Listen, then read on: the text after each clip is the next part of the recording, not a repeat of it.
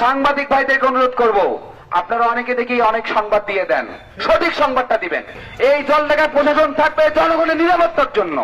এই জলঢাকায় যদি কোনো প্রশাসন ওই অবস্থা করে, যারা আওয়ামী লীগের সময় কোটি কোটি টাকার যারা পাহাড় বানিয়েছে, তারা যদি আবার চিন্তা করে এই জলঢাকার মাটিতে বিএনপি নেতা কর্মীদের উপর, সাধারণ জনগণের উপর অত্যাচার করে কোটি কোটি টাকার আবার পাহাড় বানাবে, আমরা সেটা হতে দিব না।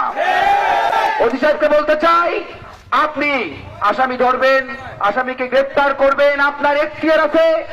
যে আসামি হবে, যে অন্যায়কারী হবে, আইন যে ভাঙবে, তাকে আপনি গ্রেফতার করবেন, আমরা সহযোগিতা করব। কিন্তু আপনি যারা বড় বড় রাঘব বোয়াল, যারা প্রকাশ্যে ঘুরে বেড়াচ্ছে, তাদের কাছে চাঁদা নিয়ে ছেড়ে দিবেন আর সাধারণ জনগণকে হয়রানি করবেন। আগামী 24 ঘন্টার মধ্যে যদি এই ওসি এবং ওসির সঙ্গে ওই আওয়ামী লীগের, ছাত্রলীগ, যুবলীগধারী যারা এই এসআই আছে জলঢাকায়, যারা শুনেছি আমরা হাসান রায়ের নাম, আমরা শুনেছি সিরাজুলের নাম, সে নাকি বলে কোথায় বিএনপির নেতা আসুক, আসুক কোন কোন বিএনপির নেতা আছে। ওই সিরাজুলকে বলতে চাই, আমি বলতে চাই, আমাদের জলঢাকার প্রতিটা জনগণই কিন্তু এক একজন করে আইনের রক্ষক।